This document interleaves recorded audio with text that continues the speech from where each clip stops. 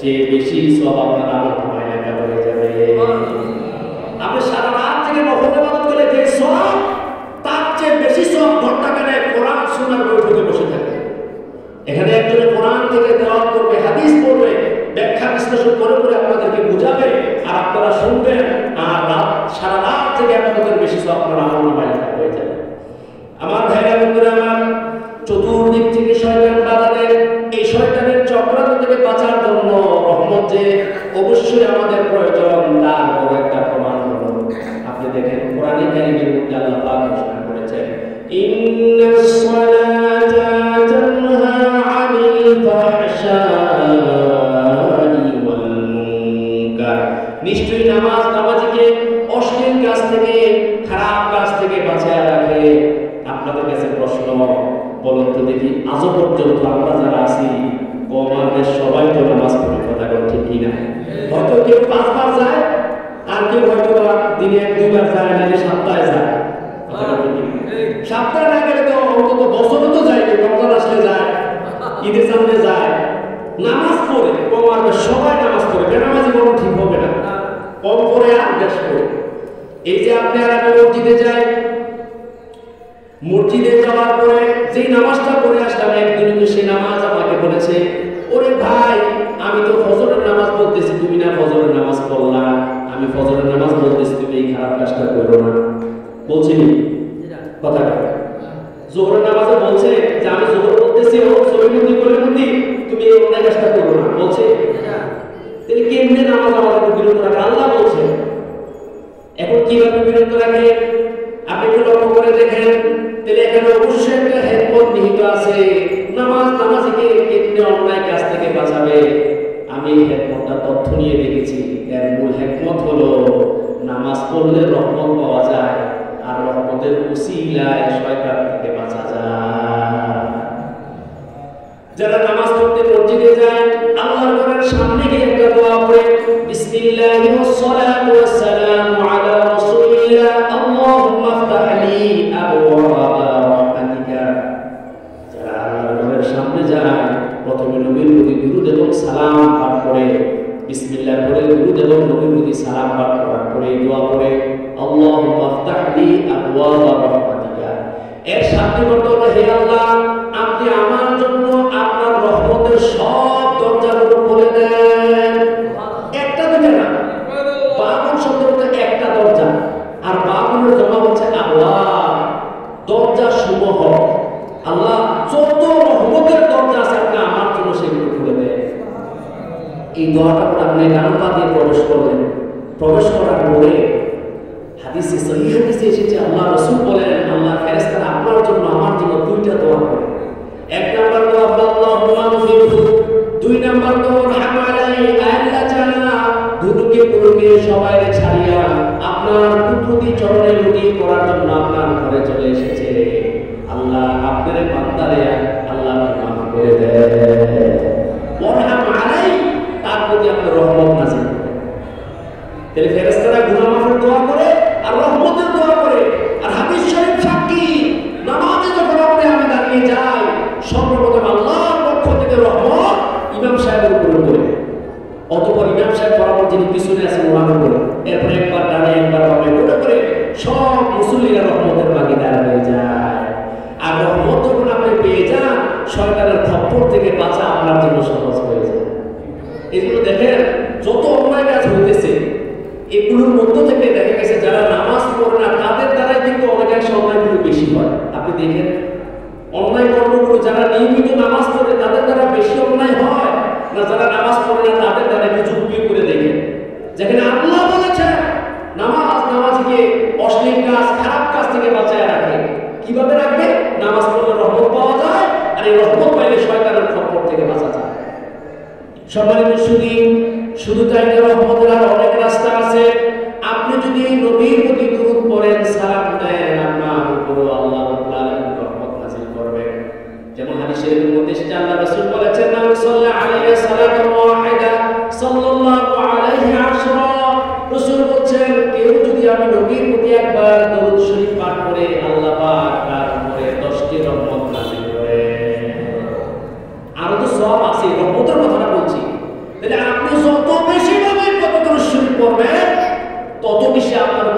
নাযিল হতেই থাকে। আর রাসূলকে পাঠাইছে তো রহমত হিসেবে, কথা ঠিক কি না? কোরআনে কারীম আল্লাহ পাক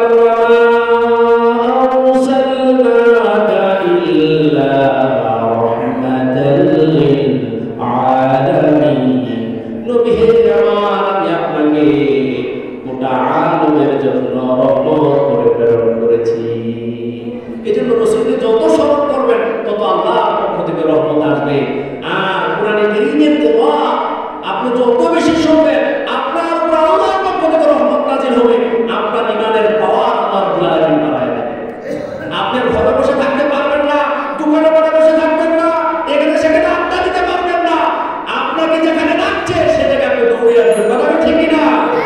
কোরআনে কারীমে আল্লাহ রাব্বুল আলামিন বলেন, ইন্নামাল মুমিনুনা আল্লাযীনা ইযা যুকিরাল্লাহু ওয়াজিলাত কুলুবুহুম ওয়া ইযা তুলিয়াত আলাইহিম আয়াতুহু যাদাতুহুম ঈমানা।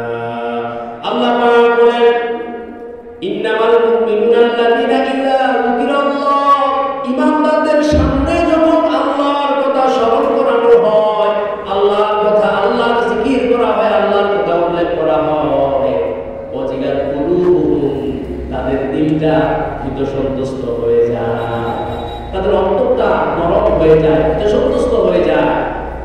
ওয়া ইযা তুলিয়াত আলাইহিম আয়াতুহু, আর কোরআনের তেলাওয়াত তাদের সামনে করা হবে, যাদাতুহুম ঈমানা, তাদের ঈমানের পাওয়ার বেড়ে যায়।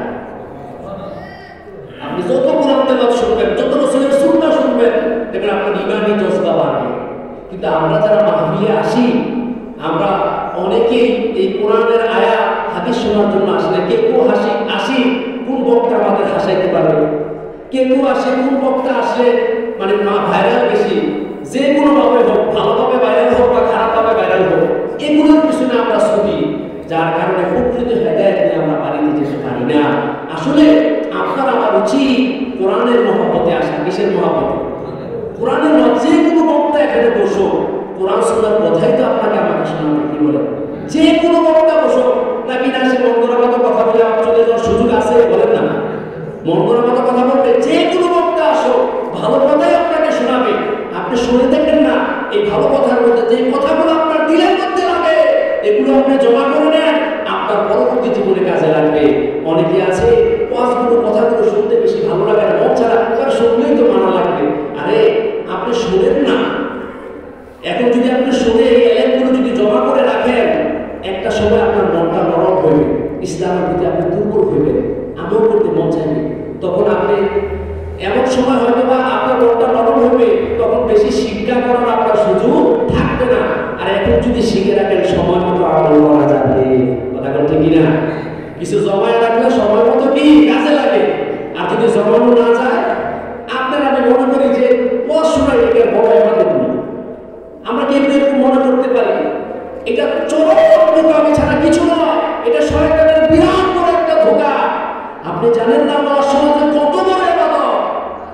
সম্মানিত শুধু কোরআনে কারীমের মধ্যে এসেছে, আল্লাহ রাব্বুল আলামিন তার হাবিব সাল্লাল্লাহু আলাইহি ওয়াসাল্লামকে বলেন, রাব্বি জিদনি ইলমা, নবী আমার আপনি বলুন, আল্লাহ আপনি আমার জ্ঞান বাড়ায় দেন। রাসূল নিজে বলেছেন, আল্লাহ আপনি আমার ইলম বাড়ায় দেন, জ্ঞান বাড়ায় দেন।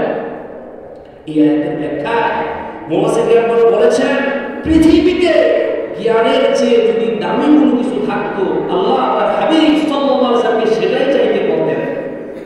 রাসূলকে যখন জ্ঞান চাইতে বলেছেন, তারা বোঝা যায় যে ঈমানের উপরে জ্ঞানের চেয়ে দামি আর কোনো কিছু নাই। সর্বোত্তম ইবাদতের মধ্যে একটা ইবাদত হচ্ছে জ্ঞান অর্জন করা। আমরা এটা খুব অবহেলা করি।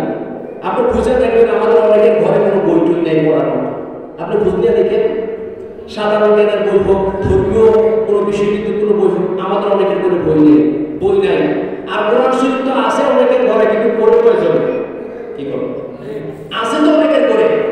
আগের শাশুড়িরা খুব করলা ছিল, শ্বশুর করলা ছিল, শ্বশুরের সাথে হইলেও সকালবেলা কোরআন শিখলে পাওয়া লাগে।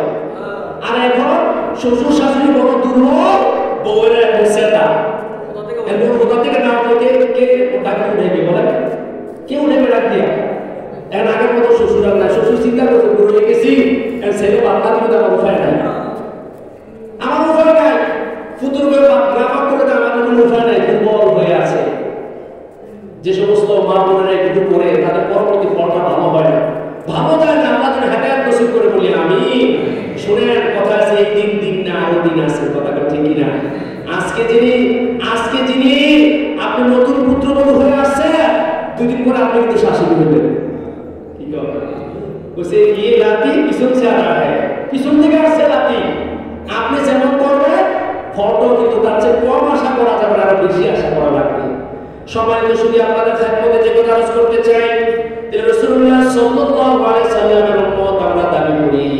আল্লাহ পাক রাসূলকে বলেছেন, নবী আমার আপনি বলেন আমার জ্ঞান বাড়ায়া দেন। আর আপনি আর আমি জ্ঞানের জন্য যদি চর্চা না করি, জ্ঞানটা কত দামি হলে পরে আল্লাহ রাব্বুল আলামিন তার নবীকে একজন ওলির নিকটে পাঠিয়েছে। কত দামি হলে কোরআনে কারিমে এসেছে আল্লাহ পাক মুসা আলাইহিস সালামকে খিজির আলাইহিস সালামের কাছে পাঠাইছে। প্রসিদ্ধ বলতে তিনি একজন আল্লাহ নবী ছিলেন, বুজুর্গ ছিলেন, নবী ছিলেন না। তাহলে একজন নবীকে একজন বুজুর্গের কাছে পাঠাইছে কি শিখার জন্য? ইলম শিখার জন্য, জ্ঞান শিক্ষা করার জন্য। এটা থেকে অনেক কিছু আমাদের শিখার আছে। আপনি বদর যুদ্ধে যে সমস্ত কাফের মুশরিকরা বন্দী হয়েছে, জ্ঞান শিক্ষা দেওয়ার বিনিময়ে তাদের অনেককে ইসলাম মুসলমানরা মুক্ত করে দিয়েছে। সুবহানাল্লাহ। এত দাম জ্ঞানের। যারা এখানে কথা বলবে তারা কিছু লেখাপড়া শিখে এসে কথা বলে, যাতে করে আপনাদেরকে কিছু কথা শোনাইতে পারে। কিন্তু আপনার আমার মন মগজ চতুর্মুখী থাকে, মনে হয় যেন প্যান্ডেলের ভিতরে গেলে আমি আটকা পড়ে গেলাম, বাহির থেকে যা শুনি না শুনি। শোনেন, একটা জিনিস খেয়াল রাখবেন, বাহিরে যদিও বা মাইক দেওয়া হয়েছে, কিন্তু ভিতরে আসলে যে বরকত, বাহিরে কিন্তু সেই বরকতটা থাকে না। আপনি শুনতেছেন হঠাৎ করে এই বিভিন্ন ব্যস্ততা এসে পড়বে, আপনার মনোযোগ নষ্ট হয়ে যাবে। এখানে একটা আওয়াজ করবেন, সেটা বলবে আপনার মনোযোগ নষ্ট হয়ে যাবে। টিউবওয়েলে যদি আপনি সারাদিন চাপেন, যে জায়গাটা পানি পড়ে সেই জায়গায় কলসটা না রাখলে কলস ভরবে? কি বলবেন? কলস ভরবে? কিন্তু হাক্কানি আপনার আলেমরা আমাদের সামনে বসে সিনা বসে ইলম শিক্ষা করা, এটা বাহির থেকে শোনা কখনো একরকম হতে পারে। আল্লাহ যেন সবার দিনটাকে নরম করে দেয়। এই জান্নাতের টুকরা রহমত পাওয়ার আশায়, দয়া পাওয়ার আশায় তৌফিক দান করে বলি আমিন। নারে তাকবীর। সম্মানিত সুধী, যে কথা আপনাদের খেদমতে আরজ করতেছিলাম, শাবান মাস অত্যন্ত গুরুত্বপূর্ণ একটি মাস। হিজরি সনের ৮ম মাসের নাম হলো শাবান মাস। হিজরি সনের প্রথম মাসের নাম হলো মুহররম, এরপর সফর, রবিউল আউয়াল, রবিউল সানি, জুমাদুল উলা, জুমাদুল উখরা, রজব, শাবান। এই শাবানের পরের মাস হলো রমাদান। কি মাস? আমাদের কাঙ্ক্ষিত মাস, আমাদের ইমানদারদের হৃদয়ের মাস, নেক আমল করা, নেক আমল করে বেশি সওয়াব পাওয়ার মাস হলো রমাদান মাস। কথা ঠিক কিনা? রমজান মাস তো এত দামি মাস, যে মাসটার মধ্যে একটা রাতে আছে যে এক রাত হাজার মাসের চেয়ে শ্রেষ্ঠ। সুবহানাল্লাহ। এক রাতে হাজার মাসের চেয়ে শ্রেষ্ঠ। এত দামি মাস আমাদের সামনে খুব সন্নিকটে। এই দামি মাসের আগে এই শাবান মাসটা কত বরকতপূর্ণ, আপনি কল্পনা করতে পারবেন না শাবান মাস কত বরকতপূর্ণ। আমরা অনেকেই বেখবর শাবান মাসের ব্যাপারে, অথচ হাদিস শরীফের মধ্যে এসেছে, ইবনে মাজাহ শরীফের হাদিস, কানা রাসূলুল্লাহ সাল্লাল্লাহু আলাইহি ওয়াসাল্লাম ইযা দাখালা ওয়াজাবা ক্বালা আল্লাহুম্মা বারিক লানা ফি রজব ওয়া শাবান ওয়া বাল্লিগনা রমাদান। আল্লাহ তাআলা আপনি আমাদেরকে রজবে বরকত দান করেন, শাবানেও বরকত দান করেন, আর আমাদেরকে রমজান মাস পর্যন্ত পৌঁছে দেন।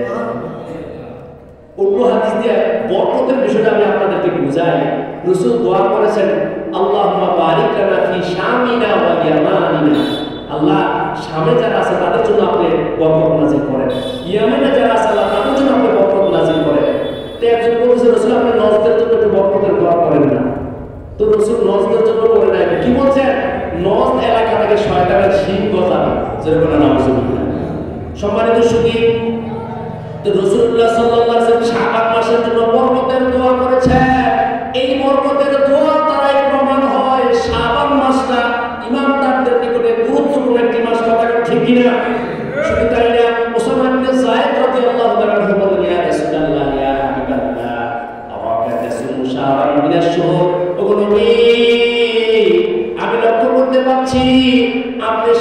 মাসে যত বেশি রোজা রাখেন অন্য মাসে তো তত বেশি রোজা রাখেন না, কেন আপনি এই মাসে এত বেশি রোজা রাখেন? আল্লাহ নবী জবাব দিলেন, শোনো, যালিকা শাহরু ইয়াগফিরুন নাস, শোনো, এটা এমন একটা মাস যে মাসের ব্যাপারে মানুষ গাফেল, অমনোযোগী। এই মাসটা ব্যাপক মানুষের মাসের ব্যাপারে, অথচ শোনো, এটা এমন একটা মাস যে মাসে তুরফাউ আমাল ইলা রাব্বিল আলামিন, বান্দার আমলগুলো এই মাসে আল্লাহ রাব্বুল আলামিনের কাছে পেশ করা হয়। ফাআনা উহিব্বু আন ইউরফা আমালি ওয়া আনা সাইম, আমি নবী ভালোবাসি যেন আমার আমলটা রোজারত অবস্থায় আল্লাহ রাব্বুল আলামিনের কাছে পেশ করা হয়। সহিহ হাদিসে আছে প্রতিদিনের আমল প্রতিদিন পেশ করা, আবার সহিহ হাদিসে আছে প্রতি সোমবার আর বৃহস্পতিবারে বান্দার আমলগুলো আল্লাহ রাব্বুল আলামিনের কাছে পেশ করা। এই সবগুলো হাদিসে সহিহ। এখন এগুলোর মধ্যে উলামায়ে কেরাম যারা হাদিসের মুহাদ্দিস যারা আছেন ওনারা ব্যাখ্যা দিয়েছেন, ওনারা বলেছেন যে আল্লাহ রাব্বুল আলামিনের কাছে সাপ্তাহিকভাবে কিছু আমল যায়, দৈনিক কিছু আমল যায়, সাপ্তাহিকভাবে যায়, মাসিকভাবে যায়, বাৎসরিকভাবে যায়। আর এই যে শাবান মাসটা বাৎসরিক আমলগুলো আল্লাহ রাব্বুল আলামিনের কাছে পেশ করা। তো রাসূল বলেছেন, আমি নবী ভালোবাসি আমার আমলটা যেন এমন অবস্থায় আল্লাহর কাছে যায় যে আমি রোজারত অবস্থায় আছি। সুবহানাল্লাহ। সম্মানিত সুধী, আম্মা জানা আয়েশা থেকে হাদিস এসেছে, তিনি বলেন, কানা রাসূলুল্লাহ সাল্লাল্লাহু আলাইহি ওয়াসাল্লাম আহাব্বু শুহুরি ইলা রাসূলিল্লাহ সাল্লাল্লাহু আলাইহি ওয়াসাল্লাম ইয়াসুমু শাবান, রাসূলের কাছে রোজা রাখার জন্য সর্বোত্তম মাস ছিল শাবান মাস। আল্লাহ নবী এত বেশি পরিমাণে রোজা রাখতেন, তিনি এই শাবান মাসটাকে রমজান মাসের সাথে মিলিয়ে ফেলতেন, এত বেশি পরিমাণে রাসূল রোজা রাখতেন। আম্মা জানা আয়েশা সহিহ মুসলিমের হাদিসে তিনি বলেন, রাসূল সাল্লাল্লাহু আলাইহি ওয়াসাল্লাম যখন শাবানে রোজা রাখতেন, আমরা মনে করতাম আর রোজা ভাঙবেন না, একটানা রমজান তিনি শেষ করবেন। আবার মাঝে মধ্যে রোজা যদি ভেঙে ফেলতেন, আমরা মনে করতাম আর হয়তো রাখবেন না, তিনি বেশি পরিমাণে ভাঙতেন। তবে রাসূলুল্লাহ সাল্লাল্লাহু আলাইহি ওয়াসাল্লাম সবচেয়ে বেশি রমজানের পরে সবচেয়ে বেশি তিনি শাবান মাসে রোজা রেখেছেন। সুবহানাল্লাহ বলেন। সবচেয়ে বেশি কোন মাসে রোজা রেখেছে? শাবান মাসে। সম্মানিত সুধী, এই শাবান মাসটা সম্পূর্ণ মাসে রোজা রাখার জন্য উপযুক্ত মাস, বরকতের মাস, যে রাসূল বরকতের জন্য দোয়া করেছেন। আর এই শাবান মাসটা যে আল্লাহ রাব্বুল আলামিনের কাছে অত্যন্ত পছন্দের একটি মাস, রমজানের পরে সর্বোত্তম একটি মাস হলো শাবান মাস। এটার প্রমাণ আমরা কোরআনে কারীম থেকে পাই। শুরুতে খুতবায় যে আয়াত থেকে আমরা পাঠ করেছি, আয়াত থেকে আল্লাহ পাক বলেন, হামিম ওয়াল কিতাবিল মুবিন ইন্না আনজালনাহু ফি লাইলাতিন মুবারাকাহ ইন্না কুন্না মুনদিরিন। আল্লাহ পাক বলেন, হামিম এগুলো হুরুফুল মুকাদ্দারাতের অন্তর্ভুক্ত, ওয়াল কুরআনিল মুবিন ওয়াল কিতাবিল মুবিন, সুস্পষ্ট কিতাবের কসম, ইন্না আনজালনাহু ফি লাইলাতিন মুবারাকাহ, আমি এই কোরআনে কারীমকে বরকতময় রজনীতে নাযিল করেছি। এখন বরকতময় রজনী বলতে কি বোঝানো হয়েছে? উলামায়ে কেরামদের মধ্যে বেশি সংখ্যক উলামায়ে কেরামদের গ্রহণযোগ্য, বেশি সংখ্যক উলামায়ে কেরামদের রায় হলো বরকতময় রজনী বলতে শবে কদরকে বুঝিয়েছেন। আবার গ্রহণযোগ্য ইবনে আব্বাস রাদিয়াল্লাহু আনহু, ইবনে মাসউদ রাদিয়াল্লাহু আনহু, ইবনে আব্বাস রাদিয়াল্লাহু আনহু, ইকরামা সহ একজনের মতে এই বরকতময় রজনী বলতে লাইলাতুল নিসফি মিন শাবান, শবে বরাতের রাতকে বুঝিয়েছে। এখন যদি আপনি বলেন যে শবে বরাতের রাতে কোরআনে কারীম নাযিল হয়েছে, এই কথা বললে কেউ আপনারা আটকায় দেবে, বলবে আপনি যে বলবেন যে শবে বরাতের রাতে নাযিল হয়েছে, কোরআন কি দুইবার নাযিল হয়েছে নাকি? কারণ কোরআনে কারীমে আল্লাহ রাব্বুল আলামিন বলেছেন, ইন্না আনজালনাহু ফি লাইলাতিল কদর, আল্লাহ পাক বলেন আমি কোরআনকে কদরের রাতে নাযিল করেছি। আল্লাহ বলছে কদরের রাতে, আপনি বলেন বরাতের রাতে, এটা কি বেশ কম হয়ে গেল না? আমার ভাইরা উত্তরে আমার প্রশ্ন করা সহজ, আমরা যারা কোরআনের ব্যাপারে অভিজ্ঞ না, আমরা এই প্রশ্ন শুনলে তো ভয় পেয়ে যাই, আর জবাব দিতে পারি। কথা তো ঠিক আছে, কত রাতে কোরআন নাযিল হয়েছে, আবার বরাতের রাতে কয়, এটা কি সত্য হয়ে অথচ গ্রহণযোগ্য উম্মত তাফসীরে তাবারী সহ গ্রহণযোগ্য তাফসীরের মধ্যে আছে, এটা গ্রহণযোগ্য উম্মত এবং সহিহ হাদিস এই বর্ণনার সমর্থনে আছে। সম্মানিত সুধী, আমি আপনাদের খেদমতে আবার প্রশ্ন করি, যারা বলে কোরআনে কারীম কদরের রাতে নাযিল হয়েছে আল্লাহর কথাটা দিয়ে বলে, আমরা অবশ্যই স্বীকার করি আল্লাহর কথা সত্য, কোনো সন্দেহ। কিন্তু যে আল্লাহর কথা আমরা বললাম একটু আগে, আবার সেই আল্লাহ তাআলা নিজেই বলেছেন শাহরু রমাদানাল্লাযী উনজিলা ফীহিল কুরআন। আল্লাহ পাক বলেন রমজান মাসে কোরআনে কারীম নাযিল হয়েছে। সুবহানাল্লাহ, আস্তে বলেন।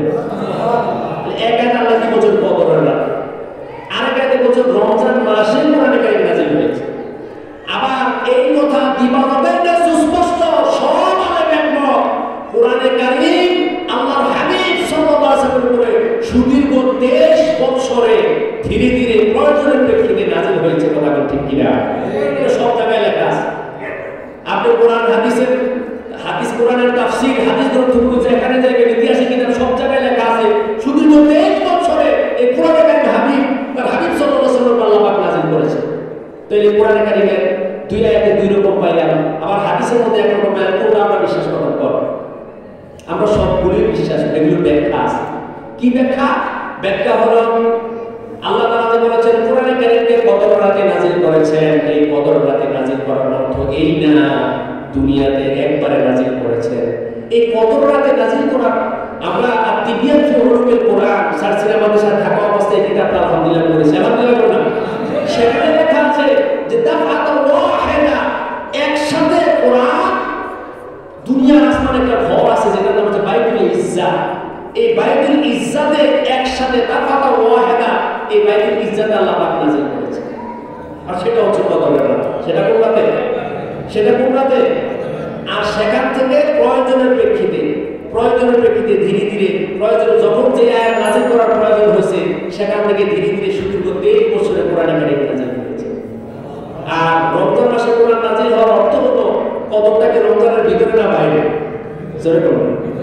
তবে লাইলাতুল কদর মধ্যে পুরা এটা নিয়ে কিন্তু ইখতিলাফ আছে। কারো মত হচ্ছে সারা বছর লাইলাতুল কদর পাওয়া যায়। সুবহানাল্লাহ। সম্মানিত সুধী, একটু মুহাম্মদ রশিদ করেন সাল্লাল্লাহু আলাইহি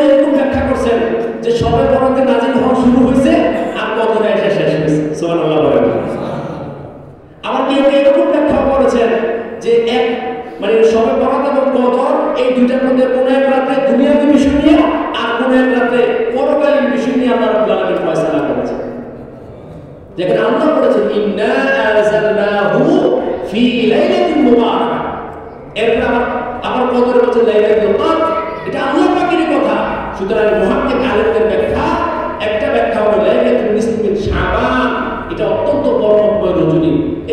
নজরুলের বরকতকে অস্বীকার করার কোনো সুযোগ নাই। আলহামদুলিল্লাহ বলেন না, কোনো সুযোগ নাই। সম্মানিত সুধী, তিরমিজির হাদিসে এসেছে আম্মা জান আয়েশা রাদিয়াল্লাহু তাআলা আনহা থেকে riwayat, তিনি বলেন ফাতাতু রাসূলুল্লাহ সাল্লাল্লাহু আলাইহি ওয়াসাল্লাম, আল্লাহর নবীকে একদা রাতের বেলা আমি হারায় ফেললাম। ফাইদা হুয়া ফি বাতি, খুঁজতে খুঁজতে আমি দেখলাম আল্লাহর নবী জান্নাতুল বাকিতে আছেন। আল্লাহর নবী সাল্লাল্লাহু আলাইহি ওয়াসাল্লাম আমাকে দেখে বলেন, ইয়া আয়েশা আতাখাফিনা ইয়াহিবাল্লাহু আলাইকা ওয়া রাসূলুহু, আয়েশা রে তুমি কি মনে করেছো আল্লাহ এবং তার রাসূল তোমার উপরে তোমার ব্যাপারে বিরূপ ফয়সালা করবেন, বিরূপ চিন্তা করবেন? চিন্তা করেছেন? তুমি কি এরকম মনে করো নাকি আয়েশা? আমাদের আয়েশা জবাব দিয়ে, ইয়া রাসূলুল্লাহ ইয়া হাবিবাল্লাহ ইন্নী যানানতু আন্নাকা আতাইতা বা'দা নিসাই, আমি মনে করেছিলাম আপনি আমার বিরুদ্ধে অন্য কোনো বিবির গৃহে গিয়েছেন, খোঁজ নিয়ে দেখলাম আপনি সেখানে নাই, অবশেষে আপনাকে এখানে পেলাম। আল্লাহ রাসূল বলছে, শোনো আয়েশা রে, আজকের এই রাতটা কি তুমি কি জানো? আজকের এই রাতটা কত বরকতময় তুমি কি জানো? রাসূলুল্লাহ সাল্লাল্লাহু আলাইহি ওয়াসাল্লাম বললেন, শোনো আজকের রাতটা এত বরকতময়, এই রাতে আল্লাহ রাব্বুল আলামিন বনু কওম গোত্রের বকরির পশম সমপরিমাণ লোকদেরকে ক্ষমা করে দেবে। বনু কওম গোত্রের মধ্যে 20,000 বকরি ছিল। হাদিসের ব্যাখ্যা এসেছে 20,000 বকরি। তো 20,000 বকরিতে কত পশম আছে? এবং হাদিসের শেষ অংশে বলা হয়েছে যে এমন লোকদেরকে আল্লাহ পাক মুক্তি দেন যাদের ব্যাপারে জাহান্নাম আবশ্যক হয়ে গিয়েছে। তাহলে তো জিরো থেকে হিরো হওয়ার রাত হচ্ছে সবে বরাতের রাত।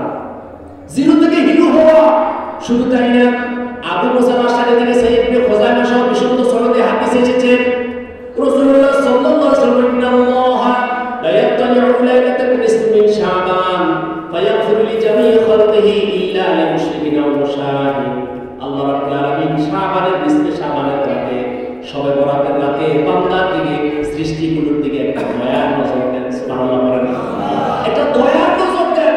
ফায়াগফিরু লিজামি'i খালকিহি, সৃষ্টিগুলোর সবাইকে আল্লাহ রাব্বুল আলামিন মাফ করে দেন, ইল্লা লিল-মুশরিকিন ওয়াল মুশাহিদিন, মুশরিক এবং হিংসুক ছাড়া। যেটা বলেন আল্লাহ, এই মুশরিক এবং হিংসুক ছাড়া সকলকে আল্লাহ রাব্বুল আলামিন মাফ করে দেন। কত বড় কথা!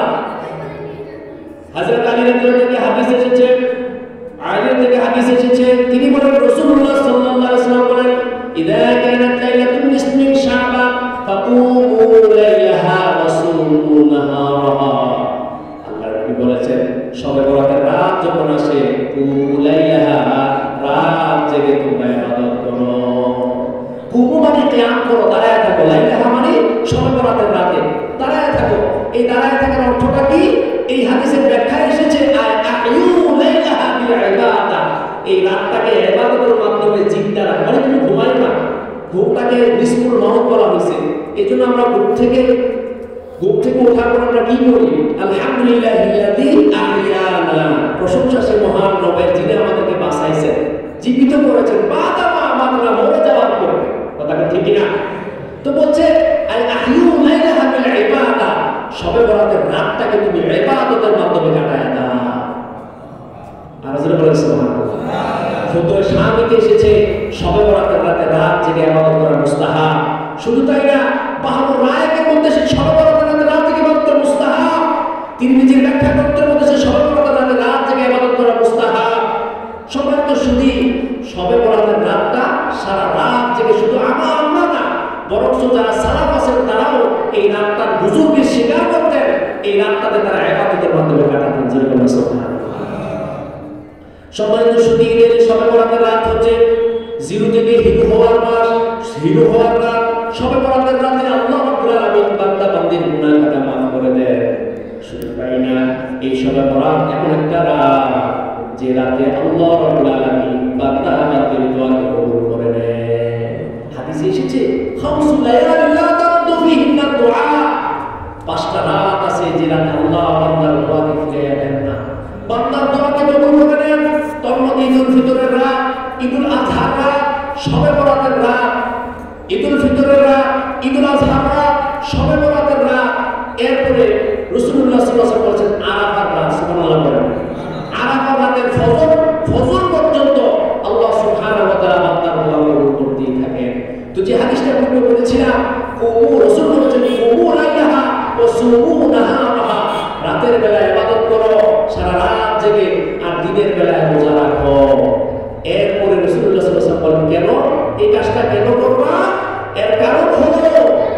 আল্লাহ রাব্বুল আলামিন দুনিয়ার আসমানে চলে আসেন। সুবহানাল্লাহ। আল্লাহ রাব্বুল আলামিন দুনিয়ার আসমানে চলে আসেন এবং সহিহ বুখারীর এক রাওয়ায়াতে এসেছে আল্লাহ সুবহানাহু ওয়া তাআলা তিনি প্রতি রাতের 3/2 ভাগ যখন চলে যায় আল্লাহ পাক দুনিয়ার আসমানে চলে আসেন আর বান্দাকে ডাকতে থাকেন কার কি প্রয়োজন আছে। আর শবে বরাতের রাতের ব্যাপারে এসেছে যে আল্লাহ সুবহানাহু ওয়া তাআলা এই রাতে মাগরিবের সূর্য অস্ত যাওয়ার পর থেকে সূর্যাস্তের পর থেকে ফজর পর্যন্ত আল্লাহ রাব্বুল আলামিনকে আহ্বান করতে থাকে। আল্লাহ রাব্বুল বান্দাকে ডাকতে থাকে কার কি প্রয়োজন আছে। জন্য সুবহানাল্লাহ। সম্মানিত সুধী, আল্লাহ পাক বলেন আমি মুস্তাগফিরুন ফিরা কেউ আচরণে জীবনে গুনাহ খাতা করেছে ক্ষমা চাইবে, আমি আল্লাহ তাদের গুনাহগুলোকে মাফ করে দেব। সম্মানিত সুধী, আগের যারা যেমন ওমর বিন খাত্তাব সহ সাহাবায়ে কেরামদের কিছু তারা যে এই গুরুত্বপূর্ণ রাতে যে দোয়াগুলো করতেন তার মধ্যে একটা দোয়া তারা এভাবে বলতেন আল্লাহুম্মা ইন কুনতা কাতাবতানা আল্লাহুম্মা ইন কুনতা কাতাবতানা সুআদা, আল্লাহ তাআলা যদি আপনি আমাদেরকে সৌভাগ্যশীলদের কাতারে আমাদের নাম লেখা থাকে ফাসবুতনা, আমাদেরকে এই সৌভাগ্যশীল যারা নাম হাতে আমলনামা পাবে তাদের মধ্যে এই যদি আমাদের নাম লেখা থাকে আল্লাহ এই কাজের উপর আমাদেরকে অটল রাখে। ওই কুনতা কাতাবতানা আশরিয়া, আর যদি আমাদের নামটা হতভাগা যারা জাহান্নামী তাদের কাতারে যদি আমাদের নামটা আমাদের নামটা তালিকাটা থেকে থাকে ফামহুহু, আল্লাহ দয়া করে আপনি আমাদের এই তালিকা থেকে নামটাকে আপনি মুছায়া দেন। ওয়াক্তুবনা সুআদা, আর সৌভাগ্যশীলদের কাতারে আমাদের নামটাকে লিপিবদ্ধ করে দেন। এই গুরুত্বপূর্ণ রাতে সাহাবায়ে কেরামরা এই দোয়াটা করতেন। তো আমরা যদি সুযোগ হয় এই দোয়াটা আমরা করব, আল্লাহ রাব্বুল আলামিন যেন আমাদেরকে ডান হাতে যেন আমলনামা পাবে তাদের অন্তর্ভুক্ত করে দেয় বলি আমিন। সম্মানিত সুধী, সবার রাতের বরকতকে অস্বীকার করার মতো কোনো সুযোগ কথা বলবো কোনো সুযোগ যেটা দেখছে আর কোনো সুযোগ নাই। আর অনেক হাদিস আছে, আমি গুরুত্বপূর্ণ একটা বিষয় বলা হয়েছে বিদায় আমরা অন্যদিকে যাওয়ার প্রয়োজন, আমি আর সেদিকে যাবো না।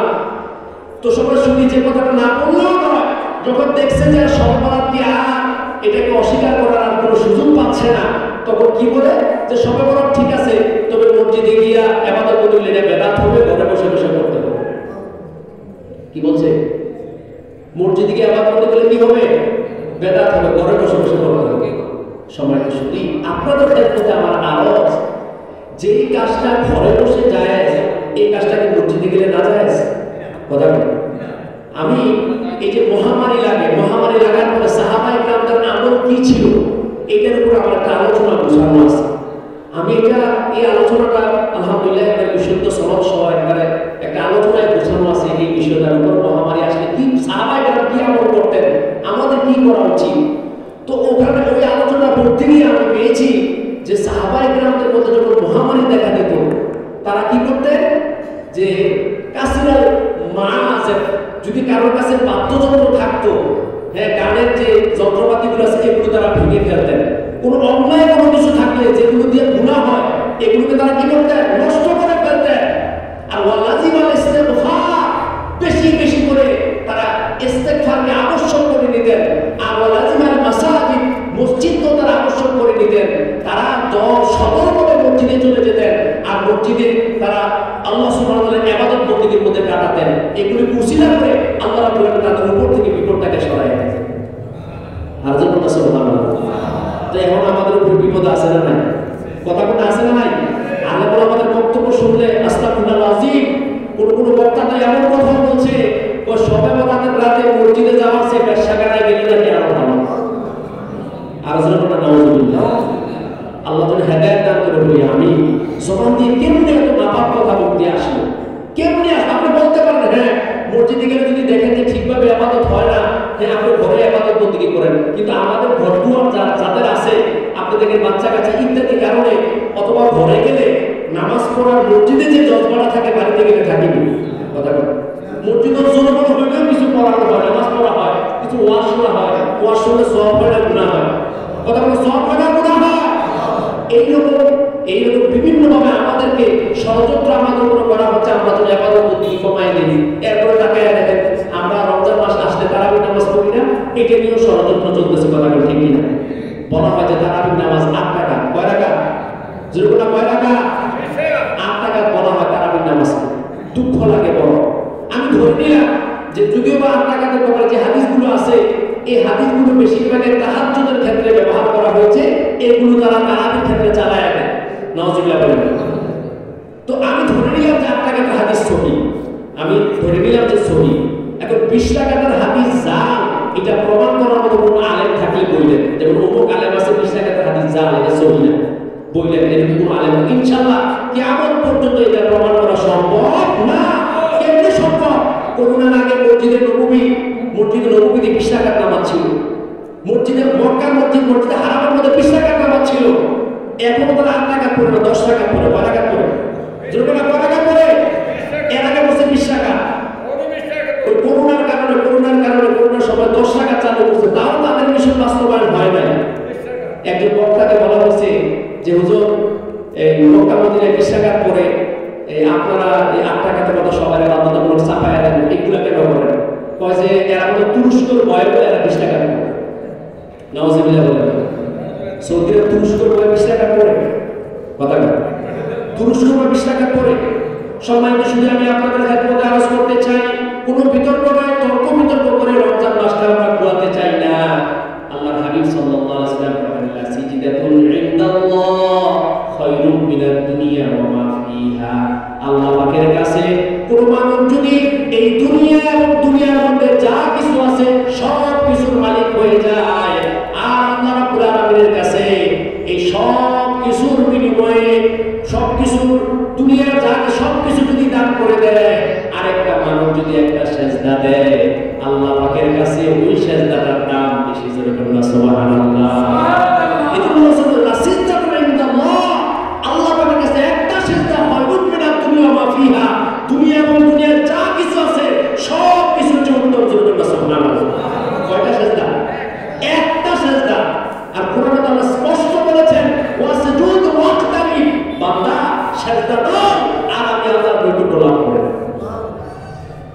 সেজদা দাও আমি আল্লাহর নৈকট্য লাভ করে নাও তাহলে আপনি দেখেন 8 টাকার নামাজ পড়লে সেজদা হয় কয়টা 16টা সেজদা কয়টা জোরে বলে সেজদা কয়টা আর 20 টাকার নামাজ পড়লে সেজদা হয় কয়টা কথা বলেন তো 16 বেশি না 14 বেশি এরপরে আরো আসেন ধরে নিলাম তাদের কথা মতো 8 টাকা সহি 20 টাকা তো সহি এখন যদি 20 টাকা সহি হয় 8 টাকা তো সহি হয় আপনাদের কাছে প্রশ্ন যে 20 টাকার ভিতরে 8 টাকাটা আছে না নাই কথা বলেন কিন্তু 8 টাকার ভিতরে কি 20 টাকাটা আছে তাহলে তারা কিছু মানলো কিছু ছাড়লো তারা কিছু মাইনা কিছু ছাইনা যদি আহলে হাদিস হইতে পারে আমরা দুটো মাইনা কেন আহলে হাদিস হতে পারবো না কথা ঠিক কি না কিন্তু আহলে হাদিস তো সবাই হতে পারে না আহলে হাদিস হওয়ার জন্য শর্ত আছে তাকে কি হতে হবে না হতে হবে হাদিসের ব্যাপারে তার কি দখল থাকতে হবে না কোনো শর্ত আছে সম্মানিত শুনে আমি আপনাদের খেদমতে আরজ করি কখনো কোনো কথায় কান দেবেন না বিভিন্নভাবে আমাদেরকে প্রতারিত করা হয় আমাদেরকে বলা হয় আমাদের নামাজ লাগে হবে না জোরে বলুন নাউজুবিল্লাহ তো কেন হবে না আমাদের নামাজ তো আমরা বলে নামাজের মধ্যে সূরা ফাতিহা পড়ি আসলে তো কথাটা সত্য আমরা কি পড়ি সূরা ফাতিহা জোরে বলুন ইমামের পিছনে সূরা ফাতিহা পড়ি কথা তো সত্য বলে এর হবে না কেন এরা দলিল দিবে লা সালাতা ইল্লা বিফাতিহাতিল কিতাব সহিহুল বুখারীর হাদিস 100% সহিহ হাদিস যে সূরা ফাতিহা ছাড়া নামাজ হবে না এখন আমাদের নামাজের কি হয় কোন আমরা সবাই এখন আহলে হাদিস বুঝে নাকি কি বলে যোগ দিতেন না এখন আসলে আমি যোগ দিতাম যদি এই হাদিসের বাইরে আর কোনো হাদিস যদি না থাকতো আপনি অবাক হবেন হানাফি মাযহাব কেন শ্রেষ্ঠ মাযহাব একটা মাসালা দিয়ে যাচাই করলে বোঝা যায় আপনি অবাক হবেন আমি অবাক হয়ে গেছি যে হানাফি মাযহাবে কেন এই মাসালাটা দেওয়া হলো যে ইমামের পিছনে সূরা ফাতিহা পড়বে না সম্মানিত সুধী খুব খেয়াল করে শুনেন সহিহ বুখারীতে একটা হাদিস দেওয়া হয়েছে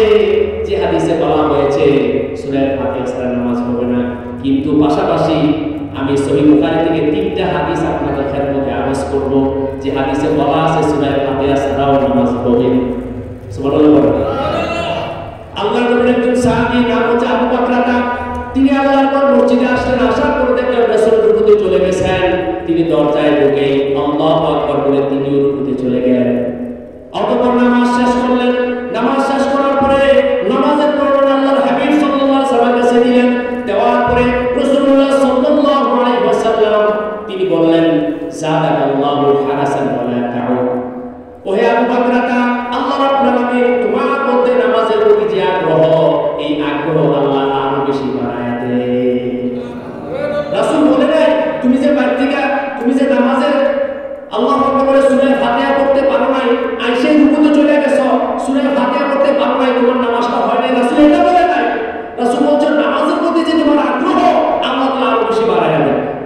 তুমি ওয়ালা তাও তুমি যে দরজা দাঁড়ায় নামাজ পড়ছো এই কাজটা করো না। তুমি আগে কাতারে যাইবা, তারপরে তাকবীর মানে তাকবীর কেটে রুকু সাজদা, রুকু পাইলে রুকু, সাজদা পাইলে সাজদা। সুবহানাল্লাহ বলেন না। এখন আপনাদের ক্ষেত্রে একটা প্রশ্ন আপনারা তাদেরকে কইলেন যে যদি মনে করেন সূরা ফাতিহা ছাড়া নামাজ না হয়, আমি আল্লাহু আকবার বলে ইমামকে রুকুতে পাইলাম, রুকুর তাসবিহ আমি পাইলাম, এখন আমার নামাজটা এই রাকাতটা হবে কি হবে না? যদি হবে না বলে সহিহ হাদিস আছে, রাসূল বলেছে যে ব্যক্তি রুকু পাইলো সে যেন রাকাতও পাইলো। সুবহানাল্লাহ। অস্বীকার করার কোনো সুযোগ নাই। তাহলে এক নাম্বার দলিল, দ্বিতীয় নাম্বার দলিল একটু খেয়াল করে শুনেন। এই হাদিসটা মোটামুটি অনেকেরই জানা আছে। রাসূলুল্লাহ সাল্লাল্লাহু আলাইহি ওয়াসাল্লাম বলেন ইদা ক্বালাল ইমাম, কোন রাকাতে এসেছে কুলিয়াল ইমাম, কোন রাকাতে এসেছে ইমাম সাহেব যখন বলবে গায়রিল মাগদুবি আলাইহিম ওয়াদ-দাল্লিন ফাকুলু আমিন, ইমাম সাহেব যখন বলবে গায়রিল মাগদুবি আলাইহিম ওয়াদ-দাল্লিন, তখন তোমরা সবাই বলো আমিন। আমি বলে লাভটা কি হবে? ফাইন্নাহু মান ওয়াফাকা তামিনাহু তামিনাল মালায়েকা কুফিরা লাহু মা তাকাদ্দামা মিন যামবিহি, কেন না যার আমিনের সাথে ফেরেশতাদের আমিন মিলে যায় আল্লাহ পাক তাদের পিছনের জীবনের সব গুনাহগুলো মাফ করে দেবে। আর তো জোরে বলুন সুবহানাল্লাহ। তাহলে রাসূল কি বলছে? ইমাম সাহেব যখন গায়রিল মাগদুবি আলাইহিম ওয়াদ-দাল্লিন বলে তখন তোমরা আমিন বলো। তাহলে ইমাম সাহেব গায়রিল মাগদুবি আলাইহিম ওয়াদ-দাল্লিন বলবে আর সবাই কি বলবে? আমিন।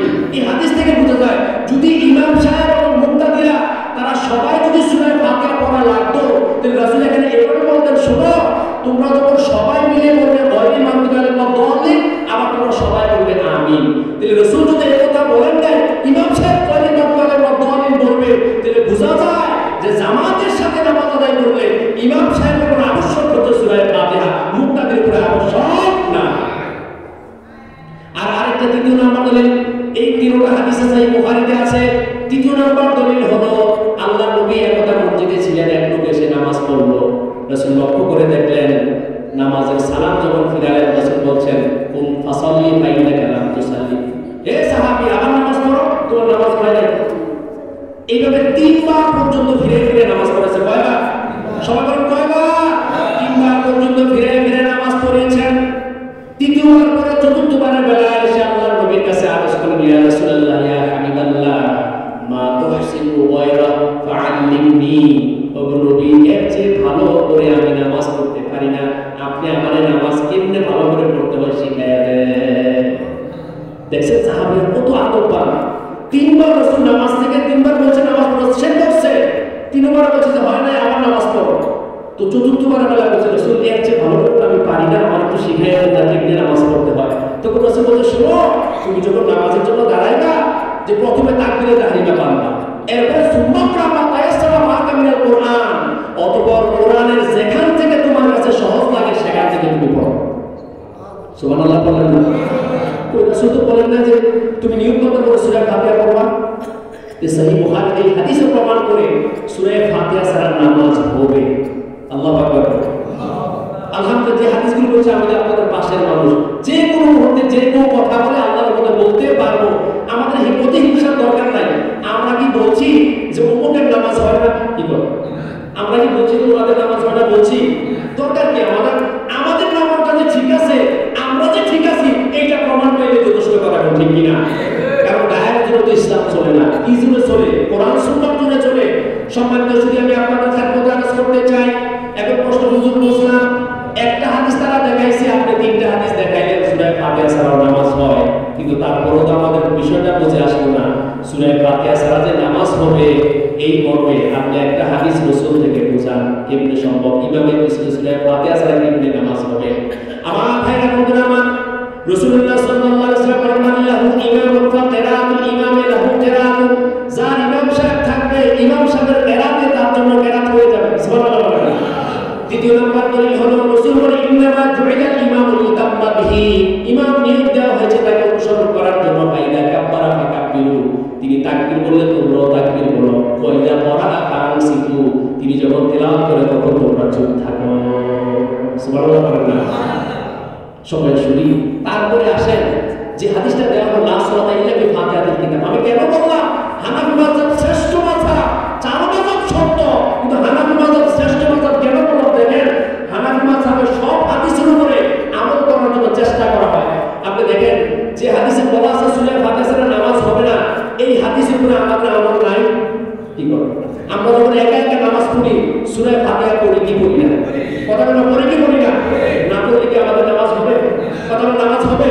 কিন্তু ইমামের পিছনে যখন পড়ি তখন আমরা পড়ি না। তো ইমামের পিছনে না পড়ার দ্বারা সহিহ বুখারী শরীফের হাদিস, তিনটা হাদিসের উপরে আমল, আর একা একা পড়লে সহিহ বুখারী শরীফের এই হাদিসের উপরে আমরা আমল করি। সুবহানাল্লাহ। হানাফি মাযহাব এত সুন্দর মাযহাব, এজন্য বলছি আহলে হাদিস বলা গেলে হানাফিরাই হচ্ছে প্রকৃত আহলে হাদিস। আলহামদুলিল্লাহ।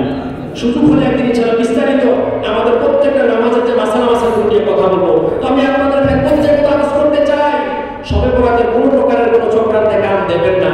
আর শুনেন, বারবার বলা হয় যে হালুয়া রুটি এটা সেটা, এই বেরোত বিভিন্নভাবে আমাদেরকে কটাক্ষ করা হয়। এই যে হালুয়া রুটি এটা সেটা বলা হয়, আজ পর্যন্ত শুনছেন কোন আলেম বলছে সবে বরাতের রাতে যদি একটা রুটি বানায় তার আমল নামে 1000 সওয়াব হবে?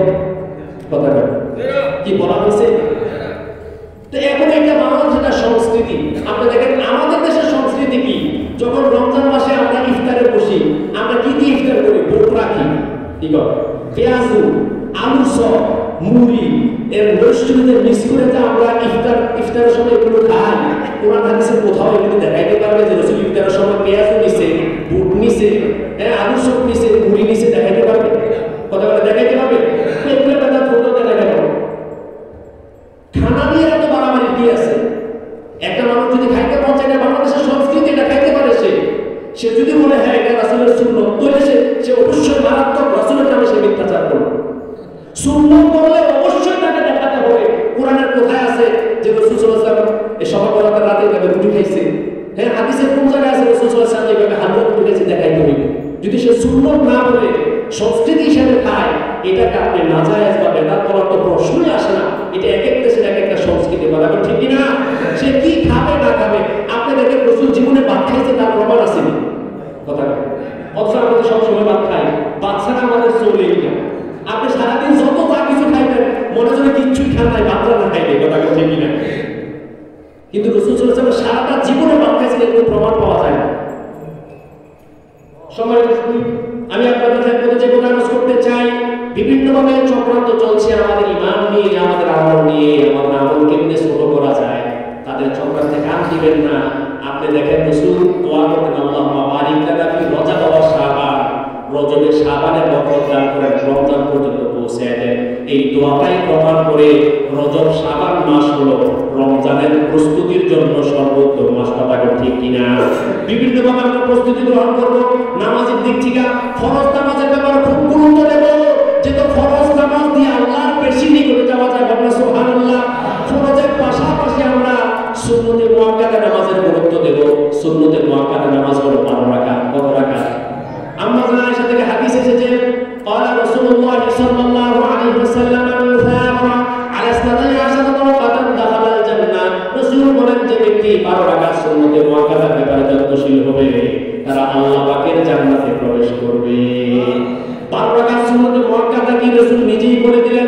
আর বড় কবলা যুহর রাকাতাইন বাদাহা, 12 রাকাত সুন্নতে মুআক্কাদা হলো যুহরের আগে 4 রাকাত, যুহরের পরে 2 রাকাত, অতঃপর মাগরিবের নামাজের পরে 2 রাকাত, এশার নামাজের পরে 2 রাকাত, আর ফজরের নামাজের আগে 2 রাকাত। তবে এই সুন্নতে মুআক্কাদা 12 রাকাত পড়লে রাসূল বলেছে জান্নাত পাওয়া যাবে। আমরা কি ছাড়বো না ধরবো? আমরা ছাড়বো না ধরবো? কারণ কথা কাজ যাবে না, আমল করা লাগবে।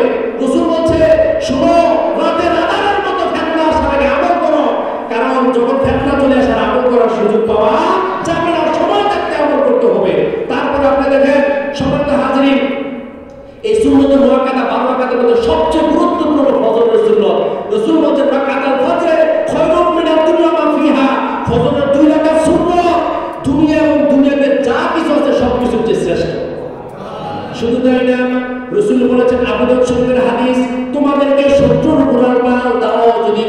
তারপরেও ফজরের 2 রাকাত সুন্নত নামাজ তোমরা ছেড়ে দিও না। এত গুরুত্ব দিয়েছেন। আমরা ফরজের পাশাপাশি সুন্নত নামাজ পড়ি, কিছু নফল নামাজ আছে, মাগরিবের পরে 6 রাকাত নফল নামাজ আছে। রাসূল বলছে 12 বছর নফল ইবাদতের সওয়াব আমার নামায় লেখা হয়েছে। এরপর ফজরের নামাজের পরে সূর্য ওঠার পরে যার নামাজে বসে থেকে তাসবিহ তাহলিল করে সূর্য ওঠার পরে 2 রাকাত অথবা 4 রাকাত এশরাকের নামাজ যদি আপনি পড়েন, রাসূল বলছে একটা কবুলে হজ কবুলে উমরার সওয়াব আমার নামায় লেখা হয়ে যাবে। আর তাসবিহ তাহলিল করলে কত সওয়াব, কত বরকত। আমরা হাঁটতে চলতে ফিরতে আমল করবো না বিভিন্ন ফেতনা আমাদেরকে গ্রাস করেছে, কথা ঠিক কিনা? আমরা কি এসব ফেতনা কান দেবো? কথা আমরা কান দেবো নাকি? এখন এই যে বিপদগুলো আছে, বিপদ থেকে উত্তরণের জন্য আমাদেরকে অবশ্যই এটা যেটা একটা বিপদ, রাসূল বলেছেন সাদকা তো দারুল বালা, দান সদকা মানুষের বিপদগুলো দূর করে দেয়। সুবহানাল্লাহ করেন না? এবং রাসূল বলেছেন সাকিউ হাবিবুল্লাহ, যারা দান করে দেয় আল্লাহর প্রিয় ব্যক্তি, তাদেরকে আল্লাহ রাব্বুল আলামিন ভালোবাসেন। শুধু তাই না, কোরআনে কারীমের মধ্যে যারা দান করে তাদের ফজিলত আলোচনা করতে গিয়ে আল্লাহ পাক বলেন ওয়া মান ইউশাহা নাফসিহি ফাউলাইকা হুমুল মুফলিহুন। আল্লাহ পাক যাদেরকে কৃপণতা থেকে হেফাজত করেছেন অবশ্যই তারা সফলতা অর্জন করবে। আল্লাহর হাবিব সাল্লাল্লাহু আলাইহি ওয়াসাল্লাম বলেন ইত্তাকুজ যুলমা, আমার উম্মতেরা জুলুম থেকে বেঁচে থাকো, ফাইন্না যুলমা যুলমাতুল ইয়াউমিল কিয়ামাহ, কেননা জুলুম কিয়ামতের ময়দানে ঘোর অন্ধকার হয়ে যাবে। এর পরপরই রাসূল বলেছেন ওয়াত্তাকুশ শুহা, তোমরা কৃপণতা থেকে বাঁচো, ফাইন্না শুহা আখলাকা মান কানা ক্বাবলাকুম, কেননা কৃপণতা তোমাদের আগে অনেক মানুষকে ধ্বংস করে দিয়েছে। নাউযুবিল্লাহ, আরো জোরে নাউযুবিল্লাহ। এই কৃপণতা রাসূল বলেছেন লা ইয়াদখুলুল জান্নাহ মান্নানুন ওয়ালা বাখীলুন, জান্নাতে যাবে না যারা খোঁটা দেয়, মানুষের প্রতি ইহসান করে খোঁটা দেয়, তারা জান্নাতে যাবে না। যারা কৃপণ তারাও জান্নাতে যাবে। সবাই শুধু পৃথিবীকে বলেন তো দেখি শ্রেষ্ঠ জায়গার নাম কি? জোরে বলুন, শ্রেষ্ঠ জায়গার নাম কি? এর সাথে শ্রেষ্ঠ জায়গা আপনি আশেপাশে খুঁজে পাইবেন যেখানে রাসূল দলিল আছে। রাসূল বলতে খায়রুল বিকায় মাসাজিদুহা, সর্বোত্তম জায়গা হবে মসজিদ। আপনি এই মসজিদের প্রতি যদি আপনার ভালোবাসা থাকে, রাসূল বলছে সাবআতুন ইউযিল্লুহুমুল্লাহু ফি যিল্লিহি ইয়াওমা লা যিল্লা ইল্লা যিল্লুহু, 7 শ্রেণীর লোককে আল্লাহ পাক তার আরশের ছায়ার নিচে জায়গা দেবেন। তার মধ্যে এক শ্রেণী হচ্ছে ওয়ারাজুলুন মুআল্লাকুম বিল ওয়ারাজুলুন কলবুহু মুআল্লাকুম বিল মাসাজিদ, যে লোকটা মসজিদকে ভালোবাসে। সুবহানাল্লাহ। হাসরের ময়দানে সূর্যটা মাথার নিকটে চলে আসবে, সূর্যের এত তাপ, সূর্যের তাপে মাথার মগজগুলো মোমের মতো গলে গলে পড়বে। সেই কঠিন মুসিবতের